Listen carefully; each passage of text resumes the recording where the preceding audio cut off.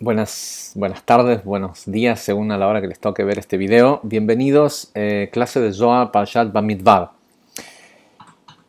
Esta porción, la porción de esta semana, no solo es la porción que corresponde a la lectura del siguiente Shabbat, sino que también es el comienzo de un nuevo libro.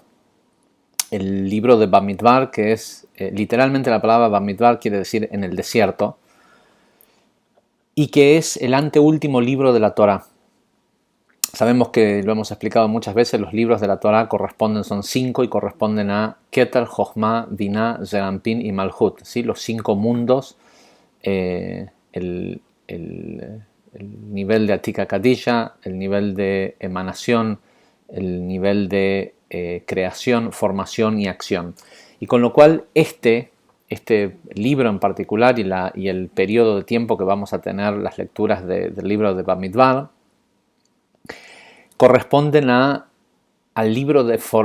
mundo de formación, al cómo la idea termina transformándose en materia, y pertenece primordialmente a la emoción, al sistema emocional, a las midot, a las 6 sefirot emocionales, o a esto que en Kabbalah llamamos la fragmentación de la emoción primordial, que es el amor. Y es muy interesante que el nombre de este libro sea una ubicación, ¿sí? Es raro, ¿no? que habiendo tanto que vamos a leer y que va a acontecer durante este libro, de hecho la mayor parte, los 38 años de los 40 que el pueblo de Israel estuvo en el desierto, 38 de los 40 ocurren durante este libro. Con lo cual deja claras que el nivel de Zeirampin o del nivel emocional es el nivel conectado con el proceso que hay entre salir de un determinado Egipto, de una determinada esclavitud, y entrar a una tierra prometida. Ahora, lo interesante es que este es el nombre, ¿no?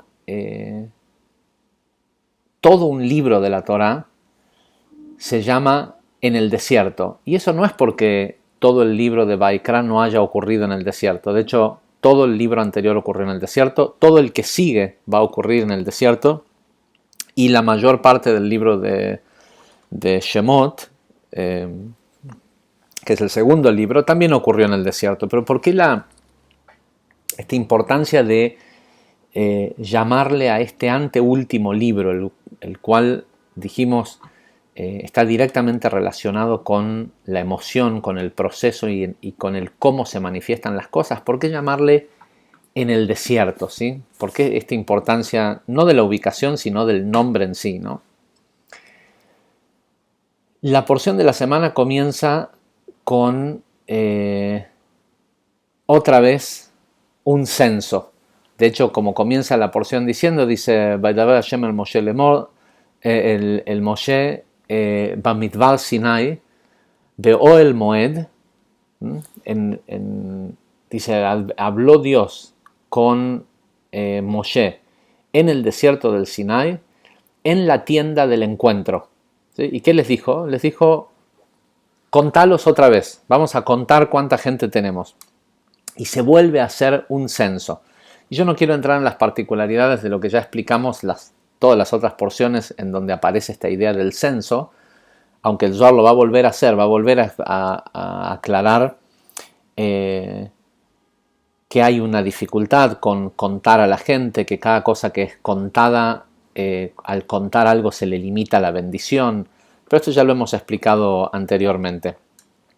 La cosa es que al creador se le ocurre otra vez contar, pero el Zohar, que por cierto no sé si saben que hay muy poco Zohar sobre la porción de Bamidbar, prácticamente nulo, hay que encontrarlo en distintos lugares, desparramado en distintos lugares del Zohar.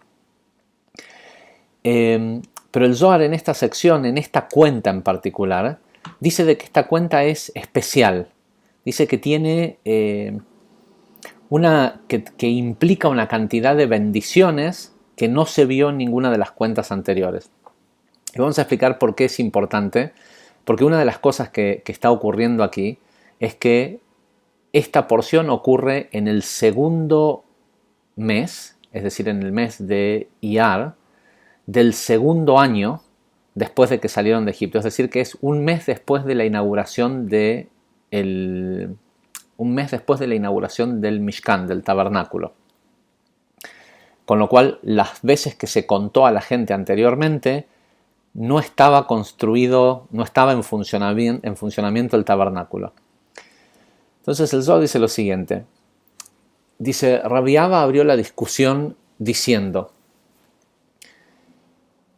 y lo que dice es una frase de la Torah de Bereshit 1.27, el versículo 27, que dice, Vaivara Elohim et Adam betzalmo, y creó Dios al hombre según su imagen. Entonces Rabbi Abba dice lo siguiente al respecto. Dice, hemos aprendido de este verso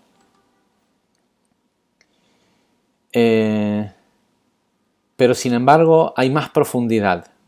Vengan y miren. Cuando el Creador decidió crear al hombre, o cuando creó al hombre, lo hizo a la imagen de los seres superiores y a la imagen de los seres inferiores. Puesto que él era una combinación de los dos, es decir, tenía este aspecto animal, como el resto de los animales que estaban en la tierra, este aspecto de Asiá, pero al mismo tiempo estaba hecho de todo lo, ya lo hemos explicado sobre todo en el libro de Bereshit, el hombre primordial estaba hecho de todos los niveles, de todos los mundos superiores también. Dice, su luz, la luz de este hombre, iluminaba el mundo, estamos hablando de Adam Kadmon, ¿sí? Del hombre primordial. Dice, iluminaba el mundo de una punta a la otra. Y todo lo que existía en el mundo le temía al hombre. ¿Sí? El león, el elefante, todos los animales, todo lo que existía en la tierra sentía temor de Adam por lo grandioso que se veía.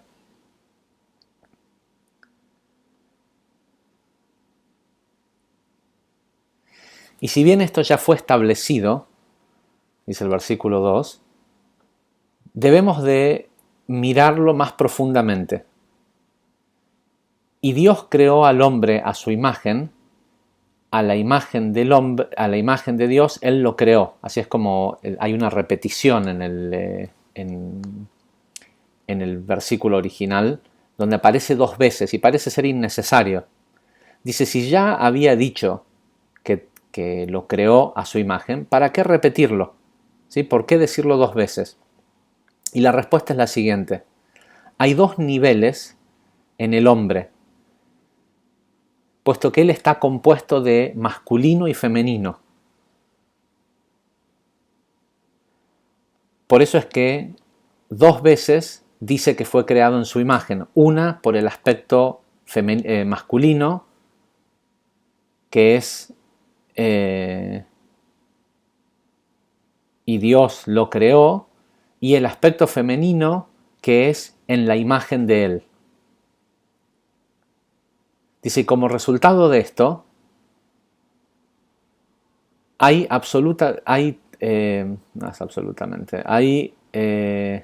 aseguradamente 2 caras que tiene el hombre, una cara masculina y una cara femenina. Y esto lo prueba el final de ese mismo versículo, del versículo 27 de Génesis, que termina diciendo, Zaharu nekeva baraotam, masculino y femenino fueron creados. Estaba hablando de un solo hombre, pero sin embargo al final de la frase lo pone en plural y dice masculino y femenino fueron creados, no fue creado.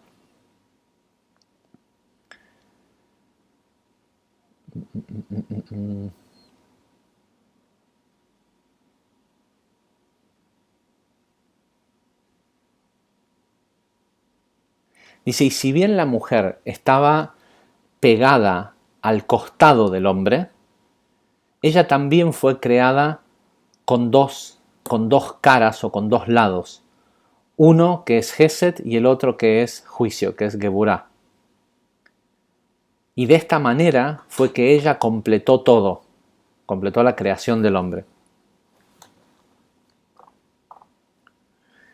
Dice, cuando fue creado, el hombre solía mirar y observar a la creación y al mundo con absoluta jochma, con absoluta sabiduría, de arriba hacia abajo. Es decir, entendía todo el hombre. Pero como él pecó, estas caras se achicaron, se encogieron, y la sabiduría del entendimiento de la idea original de la creación se retiró de él. Y desde ese momento en adelante solo estaba concentrado o interesado en los asuntos de la materia y de su cuerpo físico. Dice, después de eso tuvo hijos.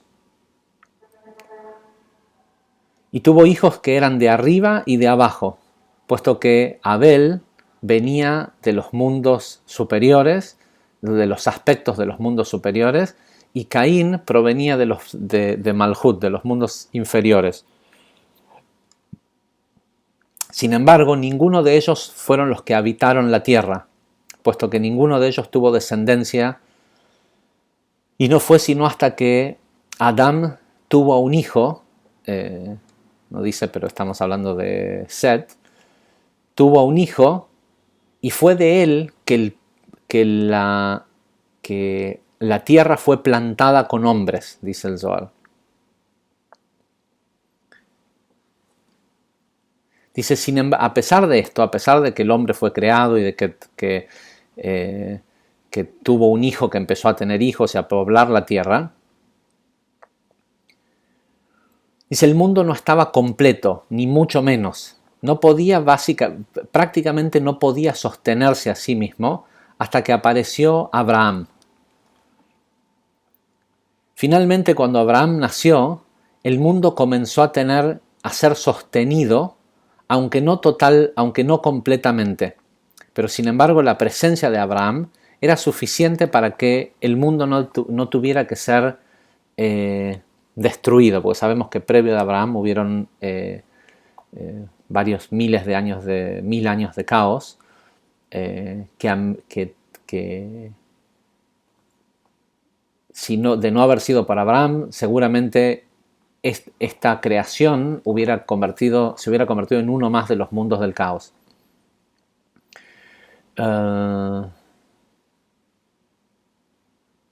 Dice, pero llegó Abraham y pudo sostener al mundo con su mano derecha, es decir, con el secreto de Gesed.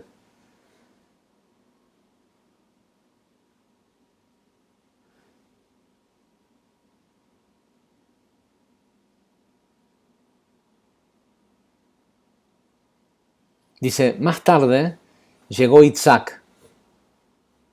Dice, Isaac comenzó a sostener al mundo con la mano izquierda, en el secreto de Geburah, ¿sí? Con lo cual ahora ya había más balance en el mundo porque habían dos personas que sostenían al mundo, uno en cada columna. Y de esta forma el mundo fue sostenido aún más. Dice, sin embargo, cuando llegó Jacob, él lo sostuvo desde el centro, ¿sí? Con la columna que realmente sostiene al mundo. Sabemos que Jacob representa a Zeirampin, a este mundo de emoción y a este libro en el que estamos entrando. Por eso la relevancia de esta explicación. Hasta que llegó Jacob y puso una columna en el centro del mundo para sostenerlo. Y de esta forma, los dos lados, la derecha y la izquierda, fueron incluidas en la columna central. Y recién ahí se supo de que el mundo se mantenía firmemente y que nunca iba a colapsar.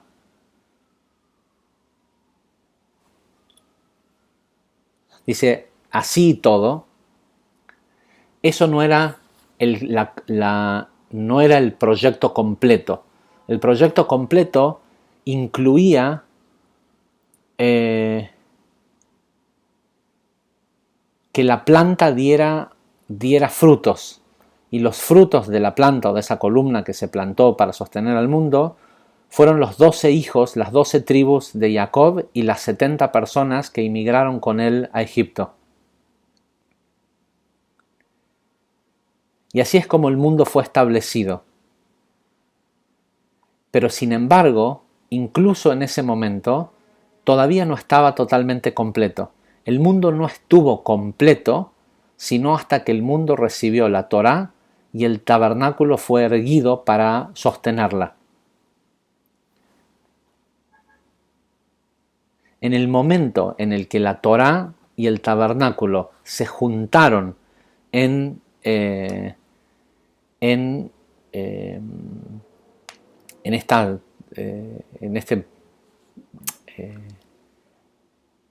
esta inauguración del tabernáculo, que fue lo que vimos en ya muchos libros atrás, pero cronológicamente hace solo un mes atrás,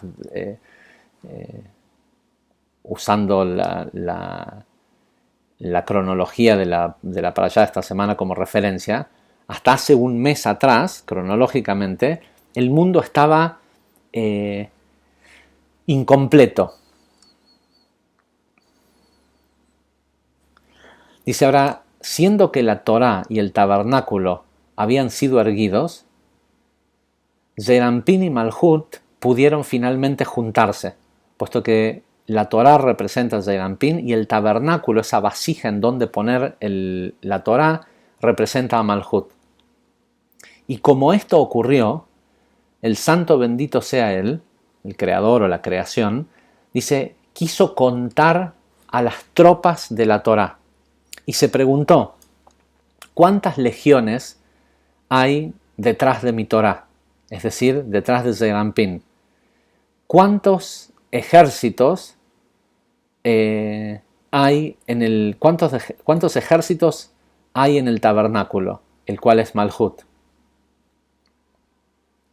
Dice, y esta es la razón por la cual el pueblo de Israel fue contado en esta ocasión, puesto que ellos representan las legiones y los ejércitos de Zeir Anpin y Malhut.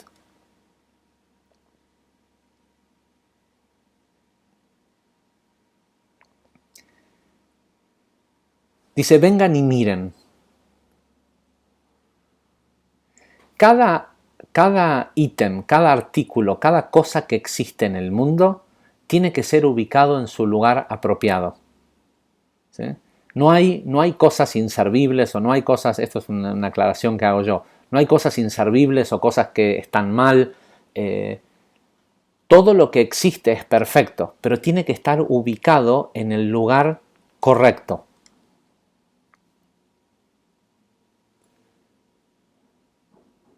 Dice, ¿por qué es así? Porque cuando algo está en el lugar correcto, esto es lo que une apropiadamente las ramas abajo con sus raíces arriba. ¿Sí? Nosotros tenemos esta idea errónea de que las raíces están en el suelo y las ramas están en el aire, pero todas las cosas que existen en el mundo son ramas, son frutos. Cualquier cosa que existe física en este mundo, una lapicera, este vaso, lo que sea, ¿sí? Todo lo que existe es un fruto del árbol. Ahora, ese fruto necesita estar conectado para que viva, necesita estar conectado a la planta apropiada, digamos, o a su fuente, a sus raíces. Y las raíces siempre están arriba. Por eso, cada cosa, si bien no hay nada nuevo bajo el sol, cada cosa tiene un lugar, ¿sí? Un lugar y un momento.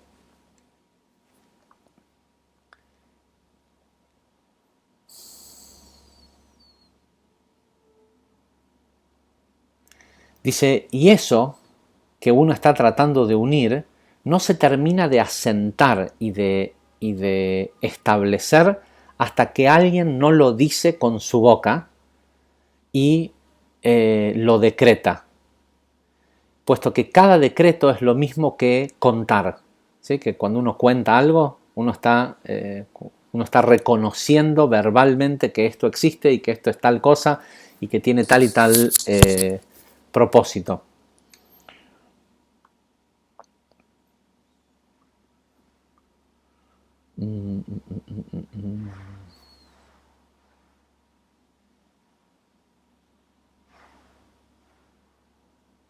Dice, y por ende, dice, el Creador quería contar a la gente para establecer que este pueblo es el que va junto con esta Torá y con este tabernáculo.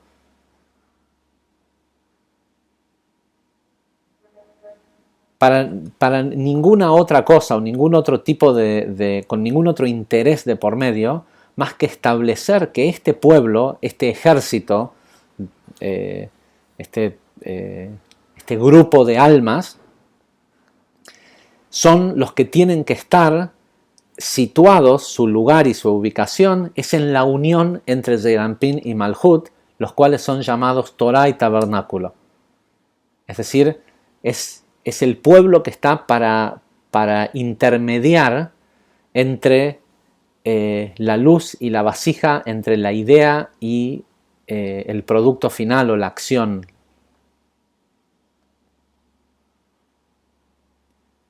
Dice, y a partir de ese momento, de la cuenta que se hizo en ese momento, que por supuesto nosotros al leer la Torah esta semana o al tener esta energía disponible esta semana, contamos con esa energía adicional que puede rectificar, asentar e incluso establecer, si es que antes no había sido establecido, si es que antes no había sido, perdón, tengo un mensaje, está entrando. Si es que antes no había sido establecido, esta energía está disponible esta semana, que es la siguiente. Dice, ¿por qué quiso hacer esto? Dice, porque de esta forma unió a este ejército, a este pueblo llamado Israel, que son estas almas, con su auténtica raíz y con su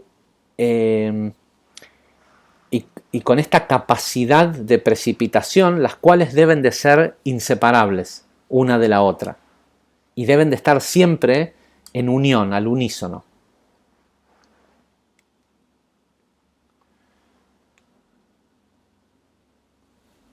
Dice, y acá no los quiero aburrir, entra en una serie de detalles de cómo es que en realidad todos fueron contados, porque dice que se contó los censos eran para hombres de entre 20 y 60 años, ¿sí?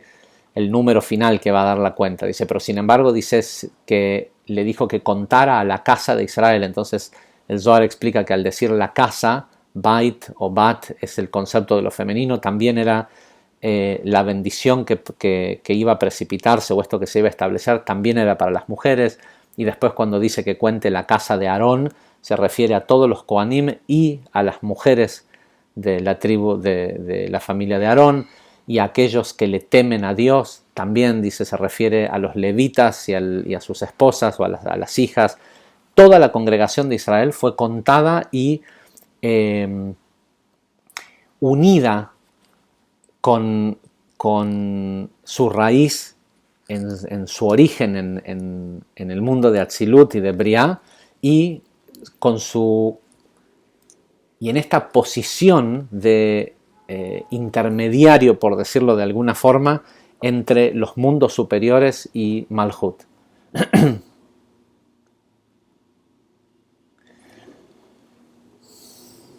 Salteo un poco de cosas técnicas.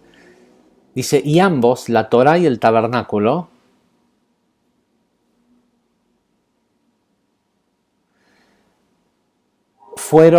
se unieron en el primer día del segundo mes del segundo año, ¿sí? Al salir de Egipto. Dice, esto es el secreto de Geburá y de la iluminación que Jochma tiene sobre la izquierda, puesto que el mes de Nisan, que vendría a ser el primer mes, corresponde a la columna derecha y a la sefirá de Gesed. Y el mes de Iyar, que es el segundo mes, que es cuando ocurre este censo, corresponde a la columna izquierda y a la sefirá de Geburá.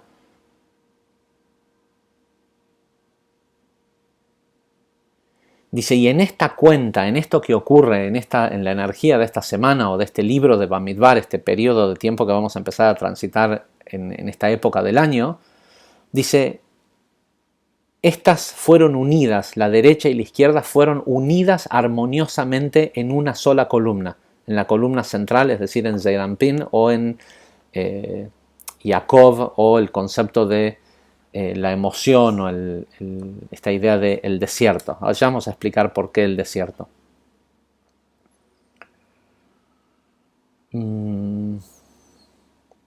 Dice, este mes, también el segundo mes, es llamado Chodesh Ziv, el mes del brillo, de acuerdo a Melahim 6.1. ¿Por qué es llamado así? Dice, porque de hecho nosotros estamos todavía hasta este Rosh Chodesh, hasta este jueves, en la energía de este mes. Dice, ¿por qué es así? Porque este es el mes más luminoso. O sea, aquellos que siguen la cuenta del Omer saben que cuando tradicionalmente en el judaísmo se cree que esta época es una época oscura, la cuenta del Omer, es completamente lo contrario. Es una época en donde la Shejinah está en dormita, entonces no hay filtro y estamos expuestos a un tipo de luz directa. Porque es un mes sumamente luminoso y por eso no todos estamos a la altura o en la capacidad de manejar esa luminosidad y por eso para algunos se percibe como oscuridad.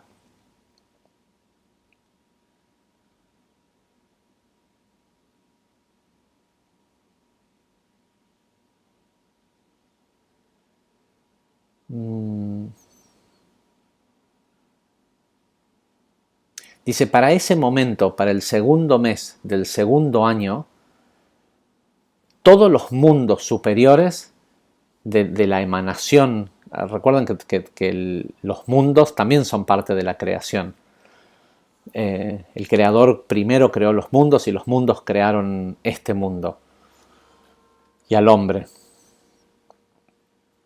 Dice, a partir del segundo mes del segundo año de la salida de Egipto, finalmente el mundo había sido establecido y Malhut estaba unida a sus raíces en los cielos. Dice, pero esto solo pudo ocurrir después de que lograron salir de Egipto.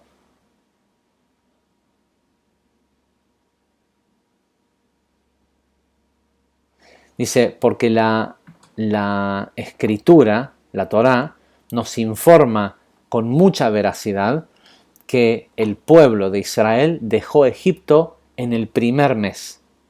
¿Sí? Ahora vamos a ver qué quiere decir esto. Dejó Egipto en el primer mes. Esto quiere decir que cuando salieron de Egipto, salieron en el aspecto del primer mes, el cual es Gesed, es la columna de la derecha.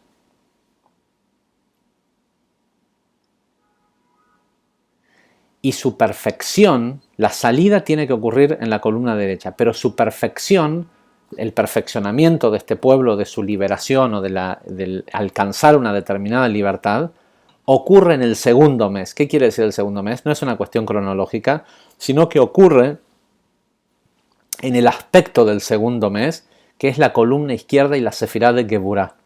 Y esto es algo que es más que interesante.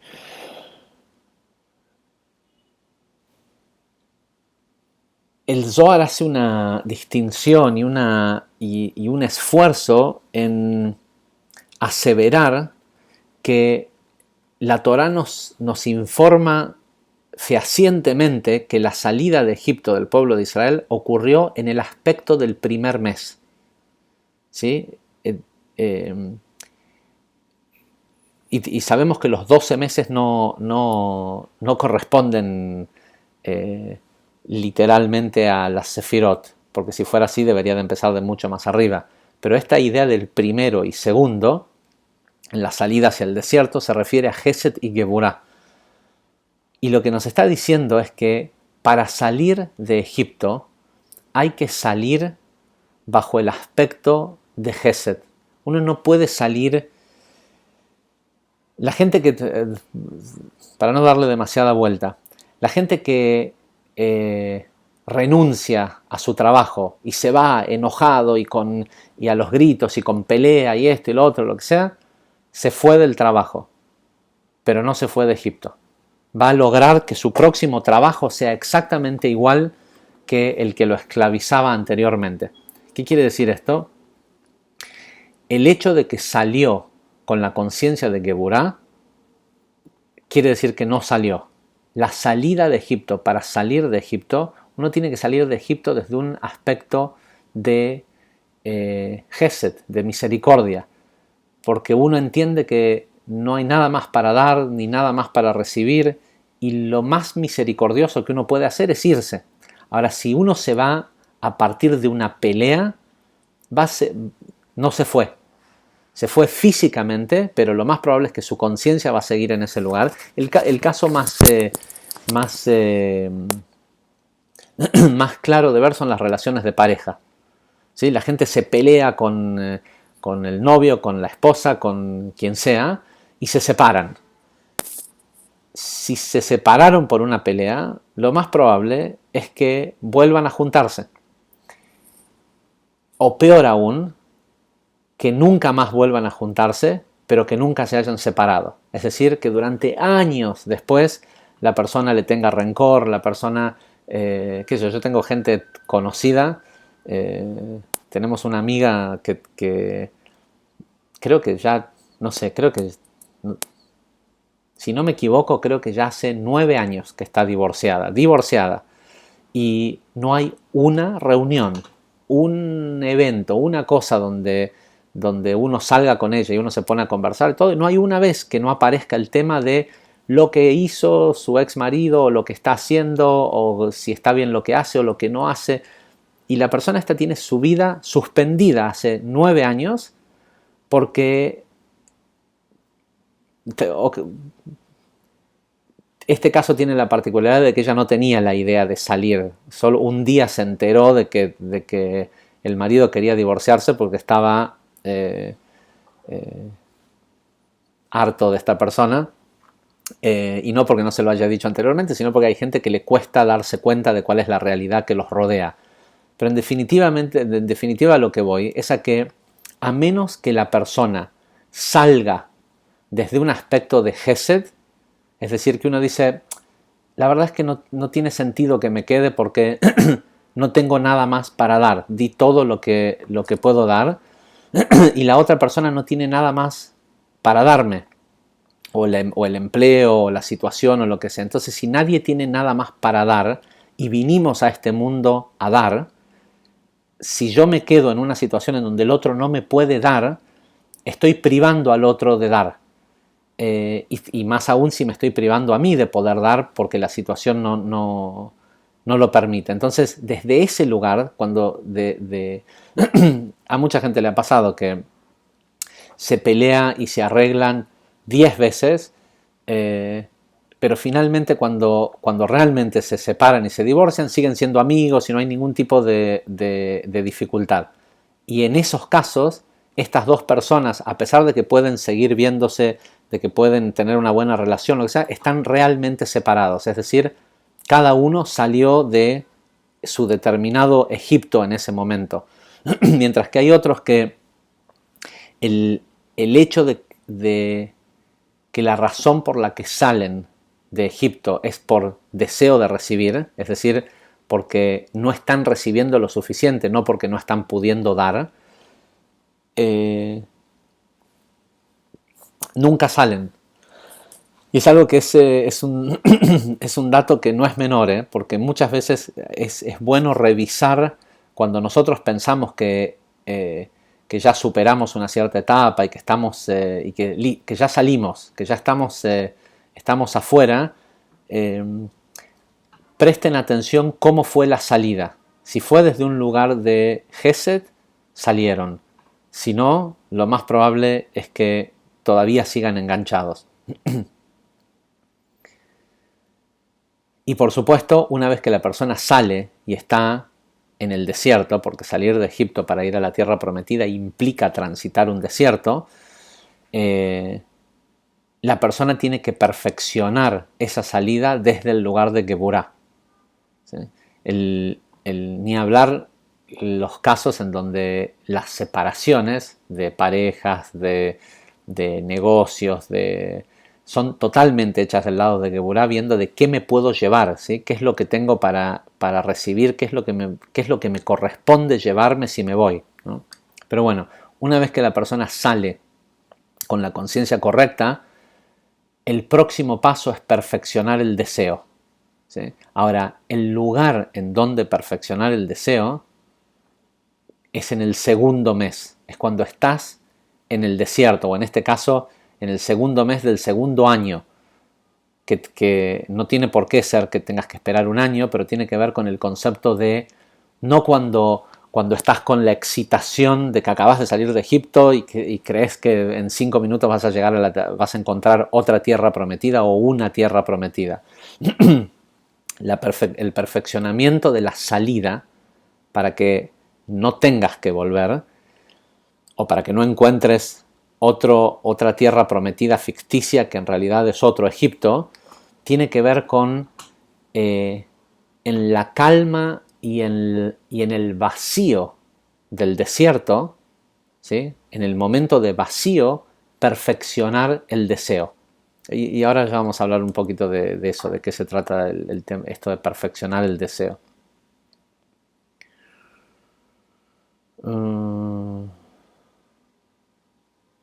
Ok, continúa con...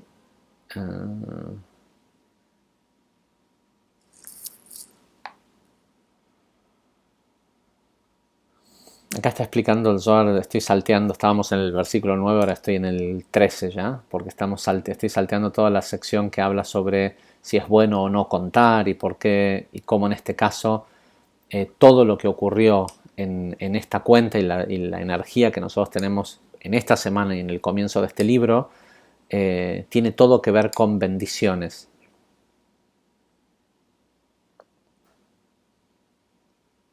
Ok, esta parte es interesante.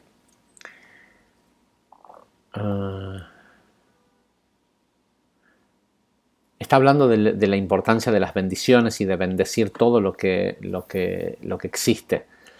Y dice así, dice, vengan y miren. Perdón, permiso.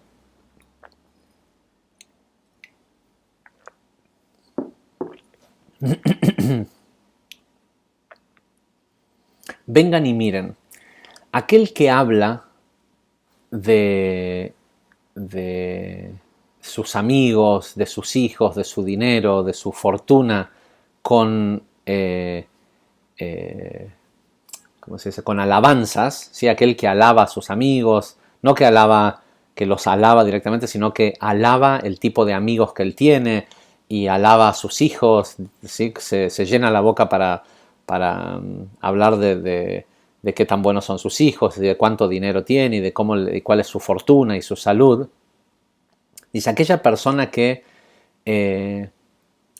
engrandece aquello que él tiene, es sumamente importante que también todo aquello que él tiene lo bendiga.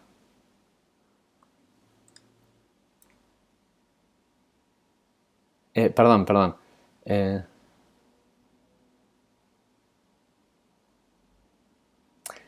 Es sumamente importante que él bendiga al Creador y que reconozca que todo eso que él tiene son bendiciones.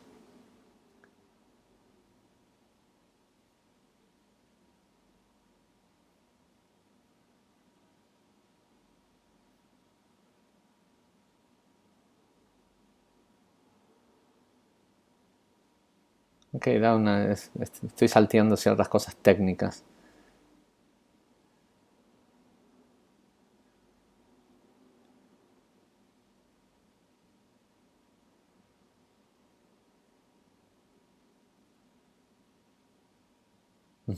Está explicando toda una sección acerca de la bendición que recibió Moisés, y dice que la clave del nivel, de la altura espiritual que tenía Moshe, tenía que ver con dice benedicción sobre benedicción, sobre cada cosa que él recibía como bendición por sus acciones, él las bendecía y las consideraba una bendición y se consideraba falto de mérito para tenerlo. Entonces dice, cada vez que él bendecía lo que había recibido, que se lo había ganado en definitiva, pero él lo bendecía o lo recibía como una bendición, es decir, no como algo justo, sino como una bendición que estaba recibiendo de arriba. Cada benedicción que él hacía incrementaba y traía otro nuevo tipo de benedicción.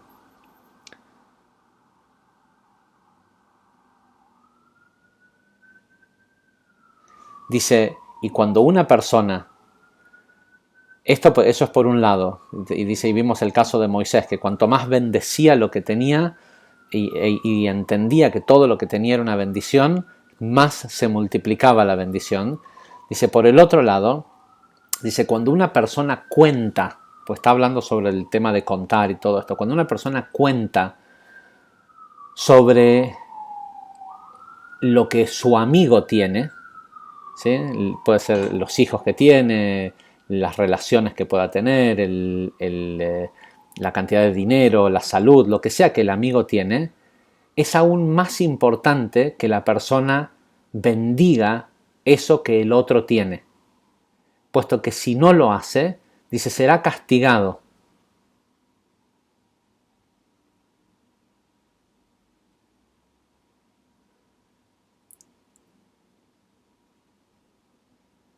Dice, puesto que si no lo hace, si cuando la persona cuenta, no, estuve en la casa de tal persona y tenía, no sé, tanto dinero, tantas cosas, tanto esto, tanto lo otro, o tal y tal persona tiene esto, la persona al contar lo que el otro tiene, está literalmente contando. Y al estar contando, puede estar trayendo, haciendo que la bendición se retire. Entonces la persona tiene que reconocer la bendición que el otro tiene. ¿Sí? Tiene que reconocer la bendición. Y uno dice, bueno, si no se la reconozco, a lo mejor lo estoy contando y el otro tipo lo pierde. O sea, a lo mejor, qué sé yo, uno piensa a veces, vamos a hacer esto, vamos a contar cuánto dinero tienen los políticos que creemos que nos robaron a todos y esto y lo otro. Vamos a contarlo muchas veces para ver si de esa forma lo pierden. Dice, bueno, puede ser que la otra persona lo pierda, pero sin duda el que recibe el peor de los castigos es la persona que lo hace. El que cuenta y no reconoce que si alguien tiene algo es por una bendición, por más que él no entienda de dónde viene esa bendición.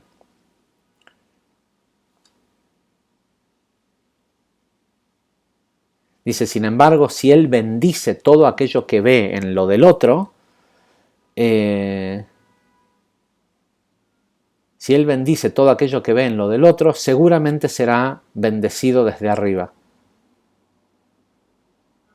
Dice, y debe de bendecir eso que el otro tiene con un buen ojo, es decir, viéndolo con, no diciendo, mira toda la plata que tiene, bueno, por algo debe ser, Dios sabrá por qué hace las cosas, pero la sensación que la persona tiene es, yo no entiendo, acá solo Dios puede saber por qué tal y tal tiene el dinero que tiene o le va como le va, porque si fuera por mí no le debería de ir así.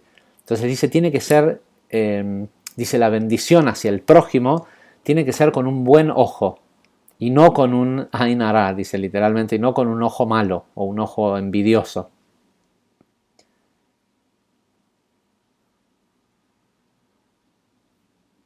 Dice, puesto que sobre todo lo que existe en este mundo, el Creador, dice, bendito sea Él, desea que todo lo que existe tenga encima bendición. Y es solo el hombre el que determina si la bendición se retira o se queda sobre aquello que fue creado.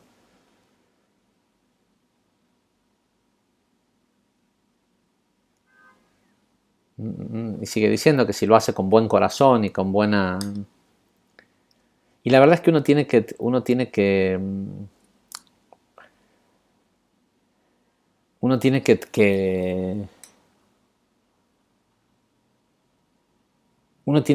saber que uno realmente no entiende bien las cosas, por lo menos no con los 5 sentidos. No hace mucho tiempo me tocó estar en la casa de una persona, la verdad que yo no solo me dijeron que fuera a una reunión a una determinada dirección, que me imaginaba que iba a ser una casa costosa por la dirección en la que estaba, pero cuando mi socio y yo entramos a la casa nos encontramos con que estoy hablando de una reunión acá en Estados Unidos, ¿no? Y estoy ahora en Nueva York.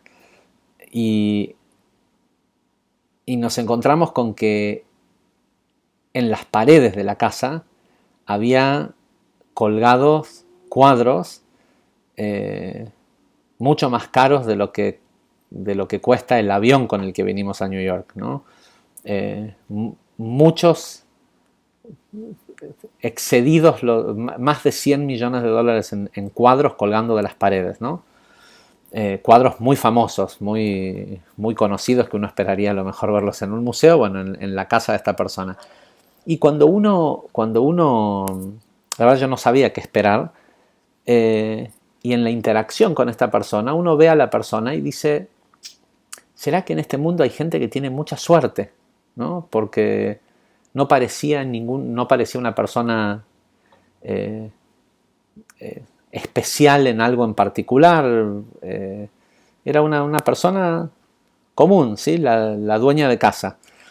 Con una vida como todas las personas, a una edad en la que se le nota el avance de los años, viuda, y uno dice, es una persona igual que todos los demás.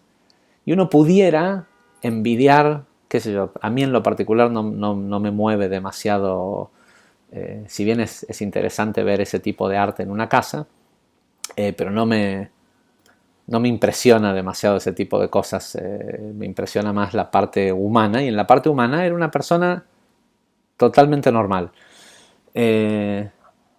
o por lo menos que no parecía above average, como se dice, por encima de la media.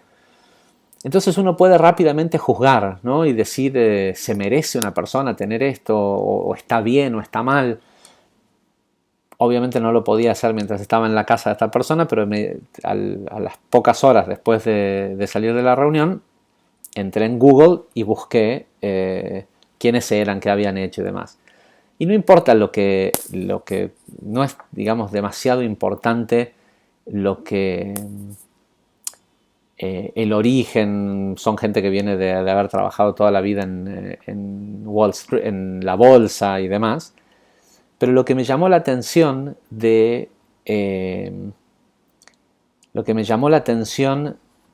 del Wikipedia sobre esta persona, porque uno puede decir, bueno, está bien, en buena ley ganaron el dinero para poder comprar el departamento, los cuadros, las casas, lo que sea que tienen. Pero está bien que toda esa acumulación de riqueza o de dinero esté acumulado en una sola familia, en una sola persona y sus dos hijos. Y uno puede hacerse esa pregunta, y no toda la gente tiene una página de Wikipedia, no toda la gente que uno se cruza en la calle tiene un perfil lo suficientemente público como para que uno sepa cosas personales, no personales, pero cosas de la trayectoria y lo que la persona ha hecho.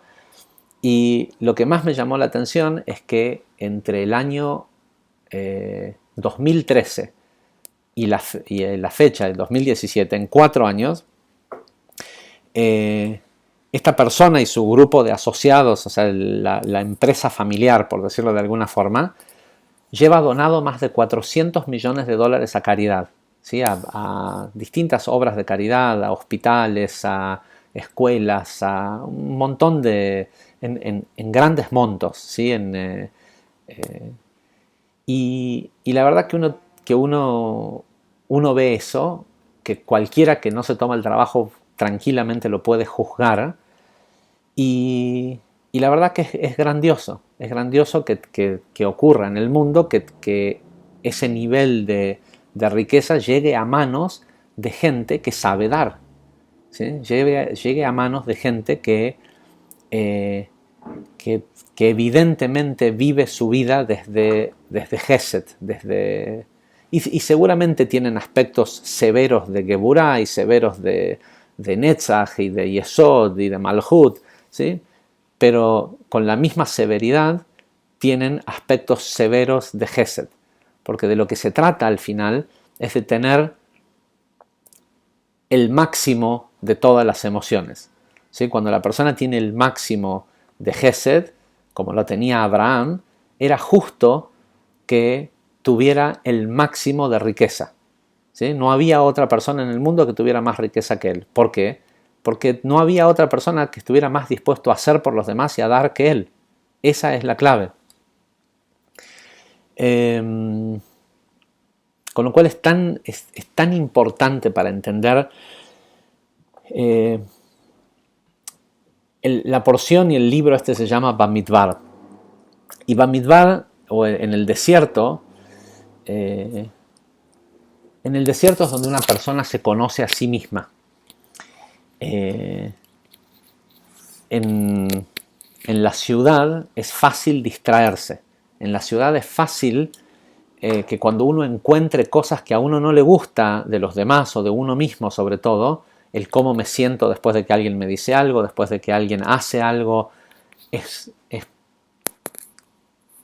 muy común y es muy probable que lo que la persona haga es que busque divertirse, ¿sí? Buscar entretenimiento, pero literalmente la palabra es diversión, algo que le divert, una diversión de la atención.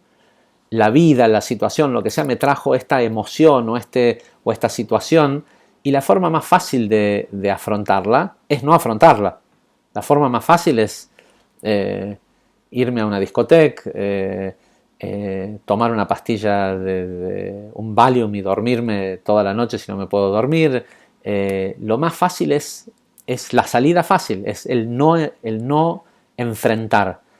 Y la ciudad, y no digo que no hablo de ciudad y desierto en sí, sino digo el concepto de desierto versus ciudad, es que la ciudad es el concepto de la distracción, mientras que el desierto, que uno lo puede experimentar en el medio de una ciudad, es el aspecto de la introspección y de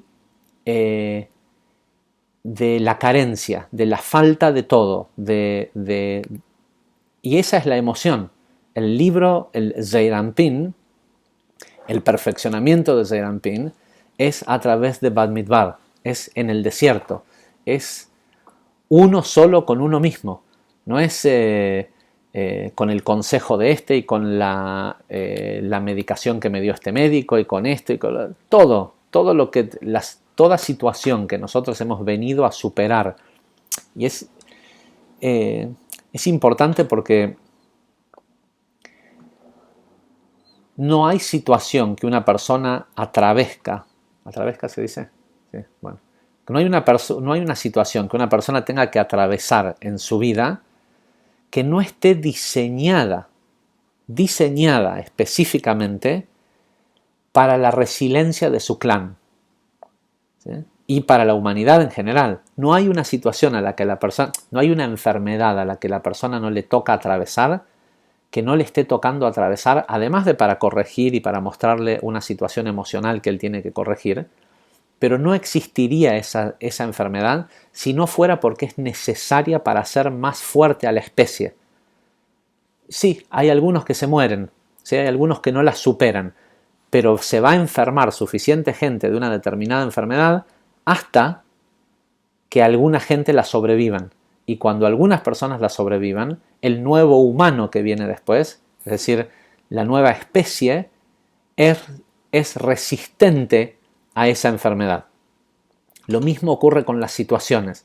Cada situación que tiene que atravesar un macho alfa de una manada tiene que ver con, y tal vez no la pueda superar él y deje de ser el macho alfa y otro tome su lugar, pero finalmente cuando una persona la supera,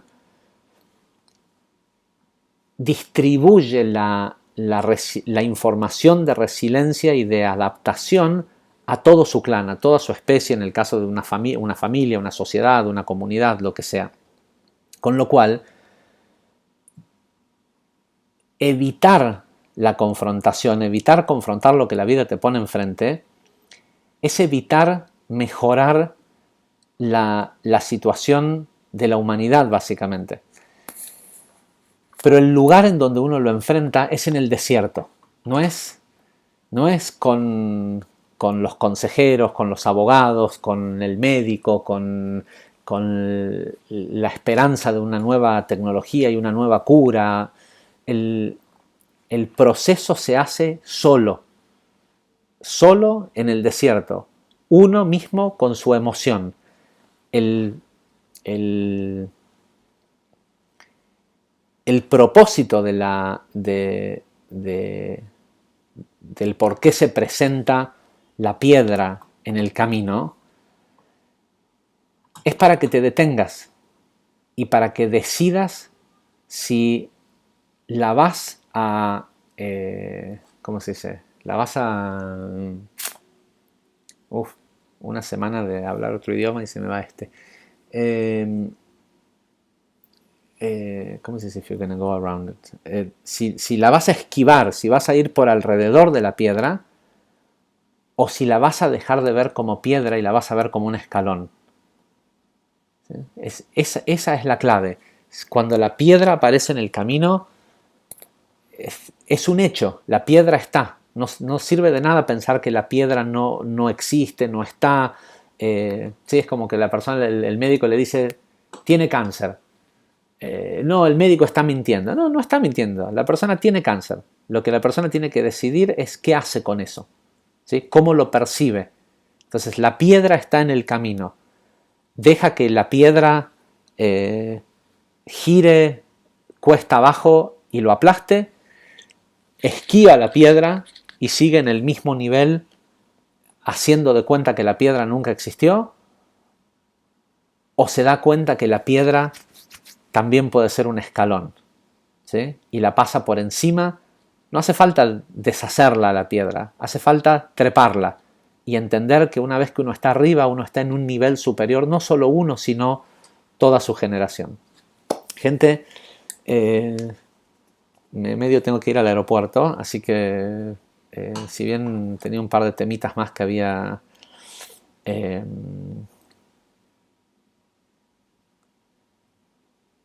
a ver, a lo mejor termino con esto.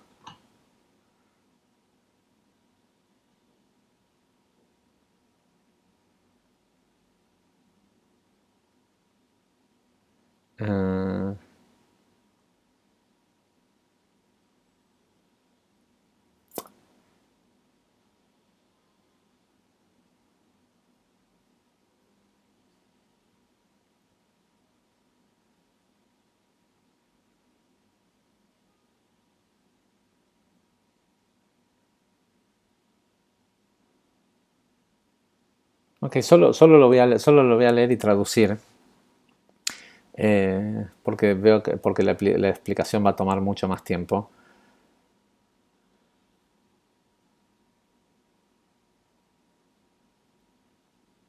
Está hablando de, de la unificación, ¿sí? De la unificación de Zeranpin y Malhut, la cual es llamada Tzion.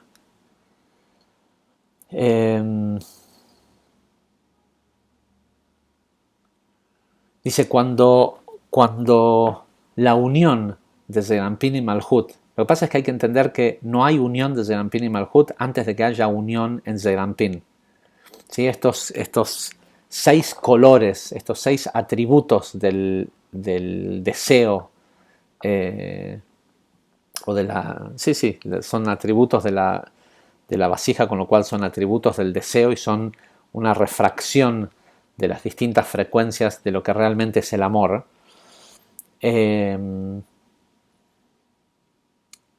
Dice, cuando se unen, cuando están unidas, hasta que no están unidas no hay capacidad de que eso mismo también se una con Malhut. Dice, pero cuando están unidas, cuando la persona, cuando la situación está en paz.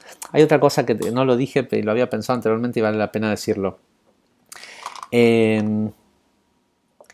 el desierto tiene un aspecto. ¿Por qué la palabra Bamidbar? ¿Por qué llamar a Zeirampin, que pareciera ser el lugar que está más lleno de cosas, porque vivimos llenos de emoción? ¿Por qué llamarlo desierto?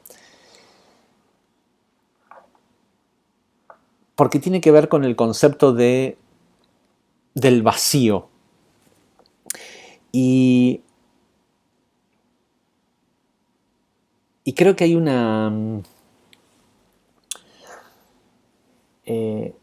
que el perfeccionamiento del deseo y el extraer realmente todo lo que una situación tiene para dar y todo lo que nosotros vinimos a recibir de esta vida,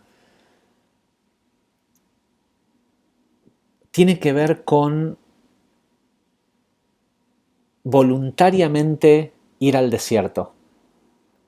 Nadie tiene obligación de vivir en el desierto, ni siquiera los nómades etíopes que viven en el medio del desierto. Ese es su medio y no se van de ahí, pero hay algunos que sí se van. El desierto tiene fronteras todo alrededor que terminan en algún lugar poblado. Así que tal vez no lo podés hacer en un mes, 2 meses. El pueblo de Israel lo podría haber hecho en 2 años, sin embargo lo hicieron en 40. Tampoco uno tiene que estar 40 años en el desierto. Pero es claro que si uno quiere llegar a esa tierra prometida, uno tiene que ejercitar desierto. Estamos y ojo, que yo estoy de acuerdo con el concepto de que los seres humanos vinimos a este mundo a disfrutar de lo que existe en el mundo y que y sabemos a través del proceso de transmigración de almas que aquellos que están aptos para hacerlo deben de consumir las cosas que existen en el mundo, deben de comer, deben de tomar, deben de si tienen acceso, llegar a consumir esas chispas de luz que necesitan ser reveladas. Más allá de que vivimos en un mundo de consumismo en donde pensamos que la satisfacción va a venir de qué consumimos. Pero el perfeccionamiento del deseo, que es lo que te mantiene fuera de Egipto y en camino siempre a la tierra prometida. A la tierra prometida no se llega nunca. Lo divertido de la tierra prometida es el camino hacia la tierra prometida. Pero lo que te mantiene en el camino y no te hace ir atrás hacia la esclavitud, porque uno tiene que considerar que siempre hay una tierra prometida superior a donde ya está. Por eso digo de que no es que no hay una tierra prometida, pero lo que me refiero es que a donde sea que llegaste, si empezás a pensar que ese es el final, ese va a ser tu final. La forma de mantenerse vivo en este mundo es mantenerse siempre en el camino o más aún abriendo un sendero, ¿sí? Pero no estableciéndose en un lugar definitivo, en un lugar final. Entonces, ¿cómo uno se asegura de mantenerse siempre en el camino? Y más aún, ¿cómo uno se asegura de abrir nuevos senderos? Es ejercitando el desierto. Es decir, cuando tenés la capacidad de comprarte la comida que sea, el caviar más caro del mundo, lo que sea, que es bueno que lo hagas porque si tenés acceso a eso es porque sos la persona que tiene capacidad de elevar esas chispas. En el momento en el que tenés esa capacidad, ayuna de vez en cuando. Te pudiste comprar el auto con las butacas de cuero cosidas a mano y el motor y toda esa concentración de mundo perfeccionado puesto en un vehículo, si es que si es algo que te puede interesar, lo pudiste hacer, ¿sí?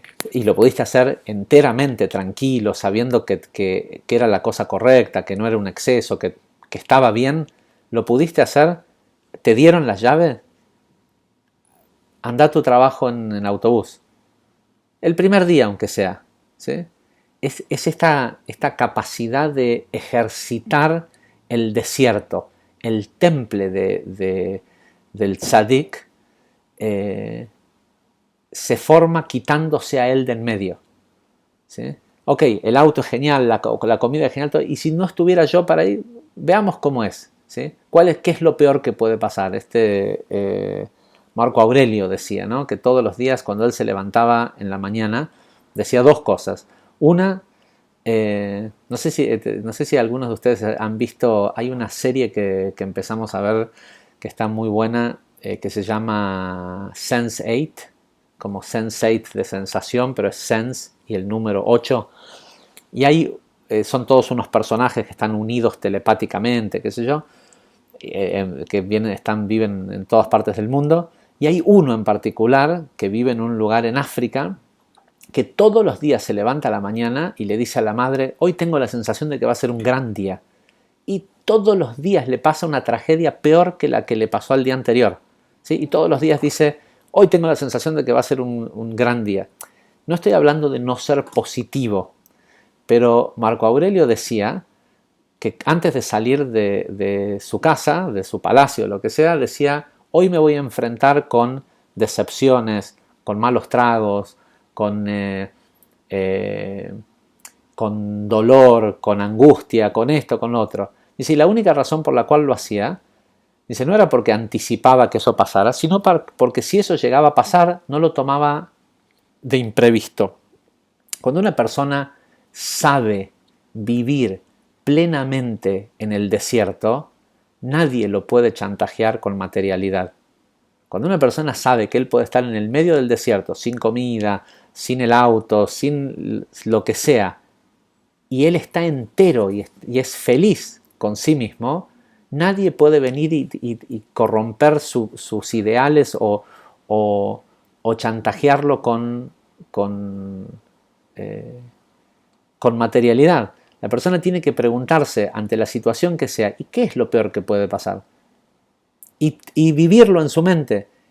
Y te vas a dar cuenta que lo peor que puede pasar no es necesariamente lo peor. Muchas veces termina siendo potencialmente un camino mejor, solo que no estamos dispuestos a correr, ¿cómo se dice? El peak hole, no estamos dispuestos a abrir esa ventanita para ver cómo se ve ahí porque nos da miedo, porque puede ser incómodo, porque puede ser... Pero no hay nada externo que produzca más incomodidad que cuando una persona no puede vivir cómodamente con sí mismo. Así que Besat Hashem, espero que esta porción de esta semana y este libro de Bamidbar nos traiga el mérito de poder manejar nuestros imperios desde nuestra oficina en el desierto, ¿sí? Desde ese lugar de calma y de poder estar uno con uno mismo y ser uno, y estar en unión, para que donde sea que nosotros nos paremos, el cielo sepa que ese es un buen lugar por donde se puede unir el tabernáculo y la Torah, Zeranpin y Malhut, la luz y la vasija, con nosotros de intermediarios. Solo eso, simples intermediarios. Gente, muchísimas gracias. Hasta la semana que viene.